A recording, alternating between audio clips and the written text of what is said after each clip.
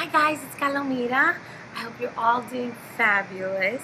As you know, I am pregnant, and that's kind of why I've been in hiding because I've been really sick, and I just started feeling better. I mean, I was really sick for 3 months, and then I started to get better. And I wanted to share with all of you the sex of the babies.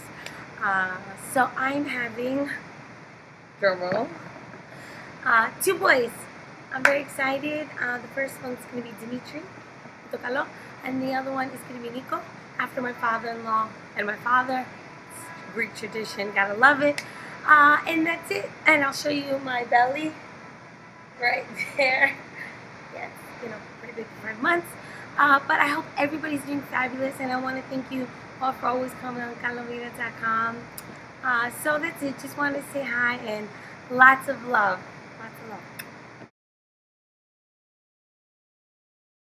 Γεια σας παιδιά, είναι η Καλομήρα. Συγγνώμη που δεν σας έχω μιλήσει για πολύ καιρό. Όπως ξέρετε είμαι έγκυος με δίδυμα και τους πρώτους 3 μήνες ήταν πάρα πολύ δύσκολο. Δεν θέλω να γκρινιάξω, αλλά εντάξει, όποιος είναι έγκυος και έχει περάσει αυτό που είσαι άρρωστη, με καταλαβαίνει. Θεός ήταν μαζί μου, ήταν πάρα πολύ δύσκολο τους πρώτους 3 μήνες, αλλά τώρα είμαι πιο καλά, δόξα τω Θεώ. Και ήθελα να σας πω τι θα είναι τα μικρά, αν είναι κορίτσια, αν είναι αγόρια, και ήθελα να σας το πω στο βίντεο γιατί είμαι πολύ ενθουσιασμένη. So, τι είναι, θα έχω 2 αγόρια. Και έβλεπα στο site ότι όλοι νομίζανε ότι θα κάνω 2 κορίτσια και έβλεπα τα νούμερα και έλεγα όχι, πώς να τους πω, ξέρεις. Αλλά είμαι πολύ χαρούμενη.